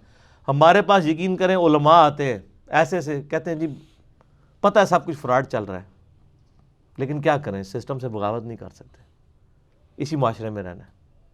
تو سر یہ بات کرنا پھر آسان ہے، صحابہ کی نسبت، یعنی ہمیں تو اس کا عشر شیر بھی حاصل ہو جائے تو کس لیول پہ ہم ہوں، یہ باتیں کرنا آسان ہے کہ تیرے ہوتے جنم لیا ہوتا۔ تو اللہ تعالیٰ فرماتا ہے کافروں، یہ اے مسلمانوں، یہ کافر جو ہے نا تم اللہ سے زیادہ تم سے ڈرتے ہیں، کیونکہ اللہ تو سامنے نظر نہیں آ رہا، تمہاری تلواریں تو ان کو نظر آ رہی ہیں نا۔ انسان فزیکل چیز سے زیادہ ڈرتا ہے۔ ذالک بانہم قوم لا یفقہون، یہ اس لیے کہ یہ انتہائی بے وقوف لوگ ہیں، یعنی ان کو ذرا سی بھی عقل ہوتی تو یہ تم سے ڈر رہے ہیں اور اس اللہ سے نہیں ڈر رہے جس نے تمہیں ان کے اوپر مسلط کیا ہوا ہے، اس کی پناہ میں نہیں آتے۔ لا یقاتلونکم جمیعا، یہ بڑے بزدل ہیں، یہ کبھی اکٹھے ہو کے تم سے لڑیں گے بھی نہیں، الا فی قرم محصنہ، سوائے اس کے کہ وہ جو ہے وہ کسی یعنی حصار کے اندر کسی قلعے میں چھپ کے کوئی گریلا وار لڑ لیں، او من وراء جدر، یا کسی دیوار کی آڑ میں، یعنی یہ سامنے 1 to 1 مقابلہ کرنے کے لیے نہیں آئیں گے، چھپ چھپا کے تیس ہی چلائیں گے۔ اور وہ بھی نہیں ہوا، آپ کو بتایا نا کہ وہ تو بنو نذیر ویسے ہی پھر انہوں نے شکست تسلیم کر لی جب مسلمانوں نے گھیراؤ کیا ان کے قلعے کا۔ بأسهم بینہم شدید، ان کا آپس کا اختلاف اتنا شدید ہے، تحسبهم جمیعا وقلوبهم شتیٰ، تم انہیں متحد نہ سمجھنا، ان کے دل تو منتشر ہے۔ ظاہر ہے جب ایمان ہی نہیں ہے تو پھر آپس میں کس طرح انسان جو ہے وہ ایک کاز کے اوپر جمع ہو سکتا ہے۔ ذالک بانہم قوم لا یعقلون، یہ اس لیے کہ بے عقل لوگ ہیں۔ کمثل الذین من قبلہم، یہ ان لوگوں کی مانند ہے جو ان سے پہلے بھی گزرے، قریبا ذاقوا وبال امرہم، جنہوں نے اپنے کرتوتوں کا مزہ چکھ لیا، یعنی بنو قینقاع نے بھی پہلے غداری کی تھی، جو نبی علیہ السلام کو شہید کرنے کی کوشش کی تھی۔ وَلَهُمْ عَذَابٌ عَلِيمٌ، ان کے لیے ہے دردناک عذاب۔ كَمَثَلِ الشَّيْطَانِ، اب یہ بڑی بہترین اگزامپل آ رہی ہے، اللہ تعالیٰ فرماتا ہے ان کی مثال شیطان کی سی ہے، اذ قال للانسان، کہ وہ انسان سے اس کو وسوسہ دلاتے ہوئے کہتا ہے، للانسان اکفر، کہ کفر کر لے، فلما کفر، جب وہ کفر کر دیتا ہے، اللہ کی ناشکری کرتا ہے، قال انی بریء منک، تو وہ کہتا ہے میں تو تجھ سے بری ہوں، انی اخاف اللہ رب العالمین، میں تو خود ڈرتا ہوں اللہ سے۔ یہ ہر سال شخص کے ساتھ ایک انسان اٹیچ ہے۔ سورہ قاف میں نے ڈیٹیل سے بتایا تھا نا کہ قیامت والے دن انسان کا جو جس کو ہمزاد بھی لوگ کہتے ہیں، ایک شیطان بھی، ایک قرین بھی جو اٹیچ ہے اس کے ساتھ، ان دونوں کو لایا جائے گا، تو شیطان وہ جن انسان کے ساتھ جو اٹیچ ہے وہ کہے گا یا اللہ یہ تیرا مجرم حاضر ہے، تو اللہ فرمائے گا دونوں کو دوزخ میں پھینکو، اس جن کو بھی اور اس انسان کو بھی، والعیاذ باللہ تعالی۔ تو وہ شیطان ایک برائی کرا لیتا ہے، اس کے بعد وہ کہتا ہے میں تو بری ہوں، اپنے اعمال کا حساب کتاب خود دے گا۔ فکان عاقبتہما انہما فی النار خالدین فیہا، اللہ تعالیٰ فرماتا ہے شیطان اور اس انسان جو اس کے ساتھ اٹیچ ہے شیطان، دونوں کا انجام یہ ہے کہ آگ میں ڈالے جائیں گے، ہمیشہ ہمیشہ رہیں گے۔ وذالک جزاء الظالمین، اور یہ بدلہ ہے ظالموں کا۔ یا ایھا الذین آمنوا اتقوا اللہ، اے ایمان والو اللہ کا تقوی اختیار کرو، ولتنظر نفس ما قدمت لغد، اور ہر جان یہ دیکھے کہ اس نے آگے کے لیے کیا بھیجا ہے۔ بخاری مسلم کی حدیث ہے کہ نبی صلی اللہ علیہ وآلہ وسلم نے فرمایا کہ انسان کہتا ہے میرا مال میرا مال میرا مال، حالانکہ تیرا مال تو وہ ہے جو تو نے کھا لیا یا تم نے پہن کے بوسیدہ کر لیا یا اللہ کی راہ میں خرچ کر کے قیامت کے دن کے لیے محفوظ کر لیا۔ یہ تین ہی تیرے مال ہیں، باقی تو تیرے ورثاء کے مرنے کے بعد تقسیم کر لیں گے۔ تو یہ وہی چیز ہے، ہر جان دیکھے کہ اس نے آگے کے لیے کیا بھیجا ہے، اللہ کے ڈیوائن بینک میں کون سی چیز جمع کروائی ہے۔ ظاہر مال انسان کی قیمتی چیز ہے، مال دینا اللہ کی راہ میں ایسا ہی ہے کہ آپ زندگی دے رہے ہیں، کیونکہ آپ نے وہ زندگی لگا کے مال کمایا ہوا ہے۔ جب آپ جیب ڈھیلی کرتے ہیں پھر آپ کو قدر بھی ہوتی ہے۔ ہم یعنی لوگوں کو بعض کا بیچارے ڈیزرونگ ہوتے ہیں نا، ان کو تو ہم چلیں مشکات وغیرہ گفٹ کر دیتے ہیں، لیکن جو بندہ خرید سکتا ہے اس کو نہیں کرتے کہ یار پیسے خرچو تو تمہیں قدر بھی ہوگی۔ تو ہر جان دیکھے اس نے آگے کے لیے کیا بھیجا ہے، واتقوا اللہ، اللہ کا تقوی اختیار کرو، ان اللہ خبیر بما تعملون، بے شک اللہ تعالیٰ خوب آگاہ ہے جو کچھ تم اعمال کر رہے ہو۔ ولا تکونوا کالذین نسوا اللہ، دیکھنا ان لوگوں کی مانند نہ ہونا جنہوں نے اللہ کو بھلا دیا، فانساہم انفسہم، تو اللہ نے ان کو اپنی جانوں سے بھلا دیا۔ یہ بہت مشکل فلسفہ اس کے اندر بیان ہوا ہے، اور یعنی انسان کوئی بھی اپنے آپ سے غافل تو نہیں ہوتا۔ اللہ تعالیٰ فرماتا ہے کہ ان لوگوں کے مانند نہ ہونا جو اللہ کو بھول گئے تو اللہ نے ان کو اپنی جان سے غافل کر دیا۔ اب جو لوگ اللہ کو بھولے ہوئے ہیں ہمیں تو نظر نہیں آتے کہ اپنی جان سے غافل ہیں، سب سے زیادہ وہی جان کی فکر کر رہے ہیں۔ جتنے لوگ اللہ سے غافل ہیں، اپنے کیا لباس کا اہتمام نہیں کرتے، کھانے پینے کا اہتمام نہیں کرتے، دنیا کے ہر آسائش کے لیے کوشش نہیں کرتے، تو اپنی جان سے غافل کہاں ہے وہ؟ اپنی جان کے لیے ہر آسائش کی تلاش میں ہے وہ لوگ، لیکن اللہ کے حضور وہ اپنی جان سے غافل ہوئے ہیں، اس لیے کہ اصل کامیابی آخرت کی ہے۔ میں کہتا ہوں کہ اگر کسی شخص کی 1 ارب سال زندگی ہو اور دوسرے کی 1 ارب سال اور 1 دن، تو کیا دونوں میں کوئی فرق ہے؟ ایک جتنا ہے، 1 دن 1 ارب میں تو نگلی سی بلا ہے۔ لیکن وہ شخص 1 دن دے کے 1 ارب سال کی زندگی کما لے، اور دوسرا شخص 1 دن کی عیاشی سے 1 ارب سال کی زندگی برباد کر بیٹھے، تو پھر اصل نقصان کون سا ہوا؟ تو یہ ہے کہ دیکھنا ان لوگوں کے مانند نہ ہونا کہ جنہوں نے اللہ کو بھلا دیا تو اللہ نے ان کو اپنی جانوں سے غافل کر دیا، اللہ کی مور ان کے اوپر لگ گئی کہ اللہ سے غافل ہو گئے، ہمیشہ کی ناکامیاں ان کا مقدر ہوگی۔ اولئک هم الفاسقون، اصل میں فاسق لوگ یہ ہیں۔ اسی آیت کے بارے میں ڈاکٹر اسرار صاحب نے بیان کیا تھا۔ سید نذیر نیازی جو ہیں وہ ڈاکٹر اقبال کے سٹوڈنٹ تھے۔ قرآن کانفرنس کروائی ڈاکٹر اسرار صاحب نے، اس میں انہوں نے ان کو مہمان خصوصی کے طور پہ بلایا، اور اس میں انہوں نے خطاب کیا، اور انہوں نے اپنا ایک واقعہ سنایا کہ میں نے ڈاکٹر اقبال سے پوچھا یہ آپ نے جو خودی کا کنسیپٹ لیا ہے یہ کس سے لیا ہے؟ تو انہوں نے کہا کل آنا تو میں تمہیں بتاؤں گا۔ کہتے ہیں میں کاغذ پینسل لے کے پہنچ گیا کہ جی جو ہے وہ شاعر مشرق اتنی بڑی پرسنالٹی مجھے بتائیں گے راز ان کے خودی کے فلسفے کا۔ وہ ہر چیز خودی کے اوپر لے کے جاتے ہیں نا کہ آپ اپنے سیلف کریکٹر کو بلڈ کرو، خودی کو کر بلند اتنا کہ ہر تقدیر سے پہلے خدا بندے سے خود پوچھے بتا تیری رضا کی۔ یہ فزیکلی ہوگا نہیں، لیکن وہ یہ بتانا چاہ رہے ہیں کہ آپ کے اندر اللہ نے جو روح رکھی ہے نا اس کو یوٹیلائز کریں، اس کے اندر بڑی طاقت ہے۔ اللہ تبارک و تعالیٰ آپ کی دعاؤں پہ فیصلے کرے گا۔ صحابہ کرام کی دعاؤں پہ فیصلے ہوئے ہیں نا جناب۔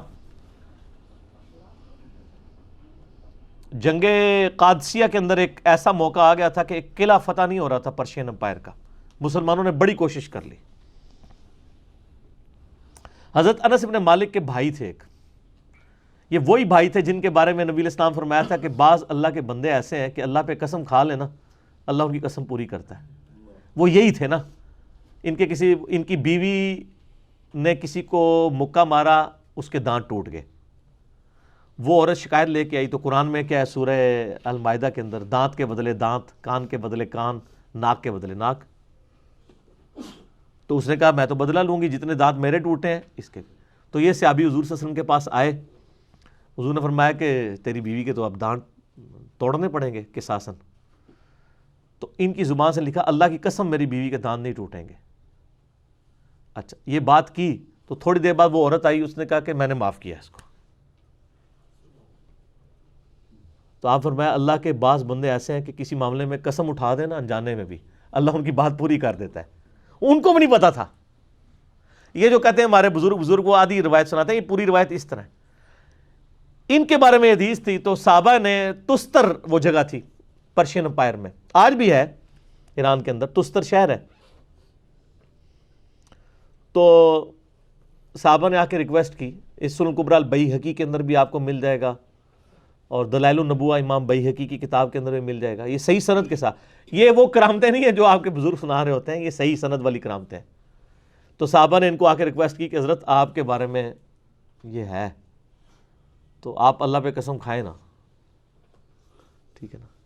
تو اب ظاہر ہے کہ ایک وہ پہلے تو حادثاتی معاملہ ہوا تھا نا، اب تو یہ تو کنفرم نہیں ہے، لیکن وہ یہ چاہتے تھے کہ اگر اس قسم کے بعد واقعی مسلمانوں کو فتح ہوتی ہے نا تو اس کے بعد پھر مجھے زندہ رہنے کا جواز نہیں ہے، وہ تو پھر ظاہر ہے لوگ چوما چٹی شروع کر دیں گے۔ تو انہوں نے کہا کہ میں اللہ کی قسم اٹھاتا ہوں کہ ہمیں فتح ملے گی، اور اللہ کی قسم میں اللہ کی راہ میں شہید بھی ہوں گا، اپنی شہادت بھی ادھر ہی مانگ لی۔ بس قسم کھانی تھی تو اللہ تعالیٰ نے فتح دے دی مسلمانوں کو۔ وہ قلعہ جو اتنے دنوں سے فتح نہیں ہوتا فوراً فتح ہوا، اور اس میں یہ شہید بھی ہو گئے۔ اور ان کو جس کمانڈر نے شہید کیا تھا نا پرشین امپائر کا، اس کو مسلمانوں نے گرفتار کر لیا۔ گرفتار کر کے یہ والا سین جو ہے عمر سیریز میں بھی انہوں نے فلمایا، حضرت عمر کے سامنے لا کے پیش کیا کہ انس بن مالک کے بھائی کا یہ قاتل ہے، اور سر انس بن مالک بھی وہیں بیٹھے ہوئے ہیں۔ ہائے ہائے ہائے ہائے، تو حضرت عمر نے کہا ٹانگو اس کو، قتل کرو، قتل کے بدلے قتل۔ تو کانپنا شروع ہو گیا۔ تو اس نے کہا کہ اے مسلمانوں کے خلیفہ مجھے پانی مل سکتا ہے؟ تو ان کا ہاں پانی مل جائے گا، موت کے وقت تو خواہش پوری کی جائے گی۔ وہ پانی کا پیالہ لایا گیا نا تب وہ کانپنا شروع ہو گیا۔ تو حضرت عمر نے کہا پیتا کیوں نہیں ہے؟ انہوں نے کہا کہ آپ مجھے پھر گارنٹی دیں کہ جب تک یہ میں پانی نہیں پیوں گا نا اس وقت تک مجھے گارنٹی ہے کہ آپ مجھے قتل نہیں کروائیں گے؟ انہوں نے کہا ہاں میں گارنٹی اٹھاتا ہوں کہ جب تک یہ تو پانی نہیں نہ پیتا تجھے قتل نہیں کروایا جائے گا۔ اس نے وہ پیانہ وہیں پہ الٹ دیا۔ تو وہی حضرت عمر نے کہا یہ کیا تو نے؟ تو انہوں نے کہا میں نے پانی تو پینا ہی نہیں تھا، آپ نے اتنے لوگوں کے سامنے یہ بات کی ہے کہ یہ پانی پیوں گا تو یہ پانی تو گر گیا، اب تو آپ مجھے قتل نہیں کروا سکتے۔ تو انہوں نے کہا تم نے میرے ساتھ دھوکہ کیا ہے، اس کو پکڑ کے جو ہے وہ قتل کرو۔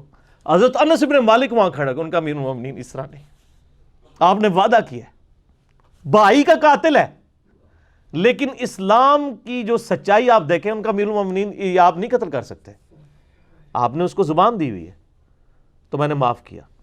انہوں نے معاف کیا، اس نے کلمہ پڑھ کے مسلمان ہو گیا۔ اور وہ کمانڈ یعنی رستم پہلوان کے جو ساتھ 2-3 کمانڈر بچے تھے، رستم تو خود مارا گیا تھا نا قادسیہ میں، ان میں سے ایک یہ تھا، اور اس نے اسلام قبول کر لیا۔ اس نے کہا یار یہ انصاف کا نظام ہے، کوئی سوچ بھی نہیں سکتا۔ تو یہ یعنی یہ خودی ہونی چاہیے۔ تو آپ دیکھ لیں جن میں خودی تھی تو اللہ تعالیٰ نے پھر ان کے ساتھ کیا کیا، ان کو کیا کیا عروج دیا۔ تو سید نذیر نیازی کہتے ہیں میں اگلے دن جب ڈاکٹر اقبال کے پاس گیا تو انہوں نے سورہ حشر کی آیت نمبر یہی 19 نکالی اور کہا وَلَا تَكُونُوا كَالَّذِينَ نَسُوا اللَّهَ فَأَنسَاهُمْ أَنفُسَهُمْ، ان لوگوں کی مانند نہ ہونا جو اللہ سے غافل ہوئے تو اللہ نے ان کو اپنی جانوں سے غافل کر دیا۔ تو اس آیت سے میں نے خودی کا فلسفہ نکالا ہے کہ اپنی جان سے غافل نہ ہو، اپنے اندر یہ خودی پیدا کرو دنیا اور آخرت میں کامیابی کے لیے۔ یہ ہے میرا سورس خودی کے کانسیپٹ کا۔ اور یہ واقعہ اس بندے نے قرآن کانفرنس میں ڈاکٹر سراج صاحب نے خود بتایا کہ ہمارے سامنے انہوں نے سٹیج پہ آ کے سنایا۔ لا یستوی اصحاب النار و اصحاب الجنہ، اللہ اکبر، دوزخی اور جنتی، اہل جنت اور اہل دوزخ کبھی برابر نہیں ہو سکتے۔ اصحاب الجنت هم الفائزون، جنت والے لوگ ہی کامیاب ہونے والے ہیں، دنیا میں بھی نہیں برابر ہو سکتے تو آخرت میں کیسے ہوں گے؟ لو انزلنا هذا القرآن على جبل لرأيته خاشعا متصدعا من خشیۃ اللہ، اگر ہم اس قرآن کو پہاڑ پر نازل کر دیتے نا تو وہ بھی اللہ تعالیٰ کے خوف سے پھٹ جاتا، دب ہو جاتا۔ کیوں؟ قرآن اللہ کی صفت ہے۔ سورۃ الاعراف میں آتا ہے نا کہ حضرت موسیٰ علیہ السلام نے کہا یا اللہ میں تیری زیارت کرنا چاہتا ہوں، اللہ فرمایا تو مجھے نہیں دیکھ سکتا، مگر تم پہاڑ کی طرف دیکھو، اگر یہ قائم رہا تو پھر تم سوچنا تم بھی مجھے دیکھ سکتے۔ اور پہاڑ پہ اللہ تعالیٰ نے جب تجلی فرمائی تو وہ ریزہ ریزہ ہو گیا، اور حضرت موسیٰ علیہ السلام بالواسطہ مشاہدے سے بے ہوش ہو گئے۔ تو وہی تاثیر قرآن کی بھی ہے، کیونکہ قرآن اللہ کی مخلوق نہیں، اللہ کی صفت ہے۔ مسئلہ نمبر 126، اللہ کا دیدار۔ اس کے حوالے سے میں نے ساری آیات کور کی ہیں دنیا آخرت کے پوائنٹ آف ویو سے، میں آج اس کو سکپ کرتا ہوں، جسے شوق ہو تو وہ دیکھے۔ وَتِلْكَ الْأَمْثَالُ نَضْرِبُهَا، اور یہ مثالیں تو ہم بیان کرتے ہیں للناس، لوگوں کے لیے، لعلہم یتفکرون، تاکہ وہ تفکر کریں، ورنہ اللہ کی نہ صفات کی مثال دی جا سکتی ہے نہ اللہ تعالیٰ کی قدرتوں کی، یہ صرف سمجھانے کے لیے بتایا جاتا ہے کہ اگر یہ قرآن نازل ہوتا کسی پہاڑ پر تو وہ بھی ریزہ ریزہ ہو جاتا۔ اور اس میں اب نبی علیہ السلام کی کیا شان پوشیدہ ہے کہ نبی علیہ السلام کے سینے پہ یہ قرآن نازل ہوا ہے اور 23 سال تک نازل ہوتا رہا۔ ٹھیک ہے، اللہ اکبر، اللہم صلی علی محمد وعلی آل محمد۔ اب آخری 3 آیات سورۃ الحشر کی مشہور ترین آیات ہیں، ان کے بارے میں کچھ ضعیف روایتیں بھی ہیں۔ سنن ابی داؤد ترمذی کے اندر موجود ہے، جو صبح و شام 3 دفعہ پڑھ لے اعوذ باللہ السمیع العلیم من الشیطان الرجیم بسم اللہ الرحمن الرحیم، اور ان آیات کو 70,000 فرشتے مغفرت کی دعا کرتے ہیں۔ یہ روایت کمزور ہے، لیکن اگر کوئی وظیفہ یہ کرتا ہے وہ کرتا رہے، قرآن کا ثواب تو اسے ملے گا۔ قرآن حکیم میں اس سے بڑا اللہ تعالیٰ کے اسماء کا کوئی گلدستہ نہیں ہے۔ 16 اسماء مبارک ان 3 آیات کے اندر اللہ تبارک و تعالیٰ کے آئے ہیں۔ واللہ الذی لا الہ الا ہو، وہی اللہ ہے کہ جس کے سوا کوئی عبادت کے لائق نہیں۔ عالم الغیب والشہادہ، وہ غیب کا بھی جاننے والا ہے، چھپی ہوئی چیزوں کا بھی اور سامنے والی چیزوں کا بھی۔ هو الرحمن الرحیم، اس کی رحمت ٹھاٹھے مارتے ہوئے سمندر کی طرح ہے اور اس میں دوام بھی ہے۔ واللہ الذی لا الہ الا ہو، وہی اللہ ہے جس کے سوا کوئی معبود نہیں ہے۔ الملک القدوس، وہی بادشاہ ہے اور نہایت مقدس۔ السلام، سلامتی رکھنے والا۔ المؤمن، امان دینے والا۔ المہیمن، نگہبان۔ العزیز، غالب۔ الجبار، الجبار المتکبر، دباؤ اور رعب رکھنے والا اور متکبر بھی۔ ظاہر ہے پوری مخلوق پہ اس کا رعب ہے، سبحان اللہ عما یشرکون، اللہ پاک ہے ہر اس چیز کے شرک سے جو اس کے ساتھ لوگ منسوب کرتے ہیں، اللہ کو فرق نہیں پڑتا۔ والخالق الباری، وہی پیدا کرنے والا ہے، اور الخالق یعنی تخلیق کرنے والا ہے، اور باری بھی ہے، کریشن ایکس نہیلو کرنے والا بھی ہے، عدم محض سے وجود بخشنے والا بھی ہے، المصور، صورت بنانے والا ہے، لہ الاسماء الحسنی، اسی کے لیے ہیں سب اچھے نام، یسبح لہ ما فی السماوات والارض، زمین و آسمان میں ہر چیز اسی کی تسبیح بیان کرتی ہے، وہو العزیز الحکیم، اور وہی غالب ہے، حکمت والا ہے۔ یہ جو اللہ تعالیٰ کے اسماء ہیں العزیز الحکیم، اسی سے یہ صورت آغاز بھی ہوئی تھی، جس میں نے ڈیٹیل سے بتایا تھا کہ یہ اللہ ہی کی کوالٹیز ہو سکتی ہیں کہ غالب بھی ہے، اور حکمت ایسی ہے کہ وہ اپنے دشمنوں سے بدلہ ہی نہیں لیتا، ڈھیل دیتا ہے۔ دنیا میں کوئی غالب ہو چھوڑے نا اپنے دشمنوں کو، لیکن ڈھیل دیتا ہے۔ یہ 16 نام ہے۔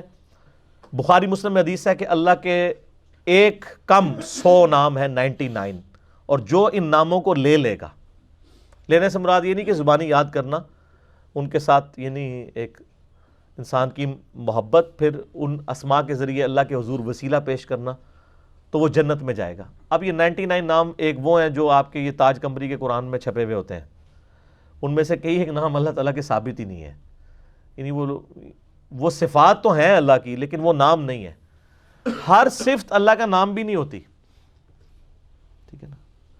اللہ انتقام لینے والا ہے، لیکن اللہ کا نام المنتقم نہیں آپ رکھ سکتے۔ برائی کو کس نے پیدا کیا ہے؟ اللہ نے۔ اچھائی بھی اللہ نے پیدا کی ہے، لیکن آپ اس کو برائی کا خالق نہیں کہتے۔ برائی کے اگینسٹ ان سے جو ہے وہ مدد ضرور مانگتے ہیں، من شر ما خلق، اے اللہ میں ہر اس چیز کی برائی سے تیری پناہ میں آتا ہوں جو تو نے پیدا کی۔ یہ تو آپ کہتے ہیں، وہ صفت کا اظہار کرتے ہیں، لیکن آپ اللہ کو برائی کا خالق نہیں کہتے۔ اے برائی کے خالق میں تیری پناہ میں آتا ہوں، نہیں، اے اللہ میں تیری پناہ میں آتا ہوں ہر اس چیز کی برائی سے جس کو تو نے پیدا کیا۔ تو اللہ کی جو صفات ہیں ضروری نہیں ان کے اگینسٹ نام ڈیوائز کیے جائیں، ہاں جو اللہ کے نام ہیں ان کے اگینسٹ آپ جو ہے وہ صفات کر سکتے ہیں، ان کو آپ بے شک ڈیوائز کریں۔ اور اسماء و صفات کے حوالے سے یہ بھی یاد رکھیے گا، جس طرح یہ اہل حدیث نے ایک بڑا فتنہ کھڑا کیا ہے کہ وہ کہتے ہیں بھی جو قرآن و حدیث میں نام آئے ان کے علاوہ اللہ تعالیٰ کو نام سے پکارنا وہ توحید کی وائلیشن ہے، اللہ کو خدا نہیں کہہ سکتے، بھگوان نہیں کہہ سکتے، گاڈ نہیں کہہ سکتے۔ اس کے اوپر ڈاکٹر ذاکر نائک نے بھی پھر گرفت کی تھی، میرا بھی ایک کلپ ہے ڈاکٹر ذاکر نائک کے دفاع کے اوپر، جواب دیا تھا میں نے علماء اہل حدیث کو بھی کہ یہ آپ اسماء و صفات کا مسئلہ نہ بنایا کریں۔ اللہ تعالیٰ فرما رہا ہے وَلَهُ الْأَسْمَاءُ الْحُسْنَى، اس کے لیے اچھے نام ہیں۔ ہر وہ اچھا نام جو عربی کے اندر موجود ہے، اس کی اگر ٹرانسلیشن کسی اور زبان میں کر لیتے ہیں آپ، ٹھیک ہے، تو ٹھیک ہے۔ اب رب ہے، اس کا آپ عربی میں تو کہتے ہیں پالنے والا، انگلش میں کیا کہیں گے؟ سسٹینر، اور اسی کو وشنو کہہ دیتے ہیں آپ سنسکرت کے اندر، لیکن وہ اس کی تمثیل نہ بیان کی جائے، لیکن ٹرانسلیشن تو ہو سکتی ہے۔ شاہ ولی اللہ دہلوی نے جو ترجمہ قرآن کا کیا نا، انہوں نے اللہ کا ترجمہ خدا کیا ہوا ہے، لیکن جب اہل حدیث نے چھاپا وہ خدا ختم کر کے اللہ ڈال دیا۔ سب سے بیسٹ ترجمہ مولانا مودودی نے کیا ہے، انہوں نے لا الہ الا اللہ کا ترجمہ کیا اللہ کے سوا کوئی خدا نہیں، الہ کا ترجمہ انہوں نے خدا کیا ہے معبود۔ اب جو انگلش میں کیپٹل جی سے گاڈ لکھا جاتا ہے، وہ آپ گورے سے بھی پوچھیں جو کیپٹل جی والا گاڈ ہے وہ کہے گا وہ ایک ہی ہے، چھوٹے جی والے وہ ان کے یونانیوں کے چھوٹے چھوٹے گاڈز ہوتے تھے نا، دیوتا، کیپٹل جی والا ایک۔ آپ ہندوؤں سے پوچھ لیں بھگوان، وہ کہے گا وہ ایک ہی ہے، چھوٹے دیوتا ہیں لیکن بھگوان ایک ہی ہے۔ تو وہ نام جو آپ یعنی ایکسکلوسیولی کسی ایک ہی شخصیت کو دیتے ہیں، سب سے سپرلیٹو نام، فارسی میں خدا کہہ لیتے ہیں، انگلش میں گاڈ، تو وہ نام اللہ تعالیٰ کے لیے آپ کہہ سکتے ہیں۔ وہ ظاہر ہے وہ انہی کے ترجمے۔ اب جب آپ نے کسی گورے کو سمجھانا ہے تو اس کو اسلام تو صرف عربی تو نہیں کہ عربیوں کے لیے نازل ہوا ہے، باقیوں کے لیے بھی ہوا ہے، تو اس کو ضد نہیں بنانی چاہیے۔ باقی شیخ زبیر علی زئی رحمہ اللہ نے ایک کتاب لکھی ہے 99 نیمز آف اللہ کے اوپر، ان کا ایک یعنی ایک ریسرچ پیپر بھی چھپا ہوا ہے، ہماری ویب سائٹ اہلسنتپاک.com میں بکس والے پورشن میں آپ کو مل جائے گا کہ انہوں نے جتنے نام اللہ تعالیٰ کے قرآن سے یا صحیح الاسناد احادیث سے ثابت تھے وہ سارے جمع کر کے وہ 99 کی گنتی پوری کی ہے. اور 99 کا قطعاً یہ مطلب نہیں ہے کہ یہ صرف 99 ہی نام ہے اللہ کے. ایک مطلب عربی میں کثرت کے لیے بھی 99 استعمال ہوتا ہے. وہ تو سورۃ الکہف کے اندر سورہ لقمان میں نہیں آیا کہ اگر زمین پر جتنے درخت ہیں وہ کلمے بن جائے اور سمندر سیاہی بن جائے اور 7 سمندر اور سیاہی بھی مل جائے تو اللہ کے کلمات ختم نہیں ہوں گے. تو اللہ تعالیٰ کے کلمات، اللہ کے نام، اس کے اسماء وہ ختم ہونے والے. ٹھیک ہو گیا؟ تو اس حوالے سے میں نے یہ کلیئر کر دیا. انشاءاللہ سورۃ الممتحنہ اگلی دفعہ شروع کریں گے. آج تو میرا دل تھا کہ وہ بھی مکمل کریں، لیکن وہ ظاہر ہے کہ ایک شرح صدر اللہ کی طرف سے ہوتا ہے جب، تو وہ پھر میں نے چونکہ اب رٹی رٹائی تو گفتگو نہیں کرنی ہوتی. اللہ تعالیٰ سے دعا ہے جو حق بات کہی میں نے، اللہ تعالیٰ ہمارے دلوں میں راسخ فرمائے. اگر جذبات میں میرے منہ سے کوئی غلط بات نکل گئی تو اللہ تعالیٰ ہمارے دلوں سے معاف کر دے. ہمیں کتاب و سنت کی تعلیمات پر عمل کر کے دوسرے بھائیوں تک پہنچانے کی توفیق عطا فرمائے. اللہم صلی علی محمد وعلی آل محمد کما صلیت علی ابراہیم وعلی آل ابراہیم انک حمید مجید. اللہم بارک علی محمد وعلی آل محمد کما بارکت علی ابراہیم وعلی آل ابراہیم انک حمید مجید. سبحانک اللہم وبحمدک اشہد ان لا الہ الا انت استغفرک واتوب الیک وما علینا الا البلاغ المبین. جزاکم اللہ خیرا.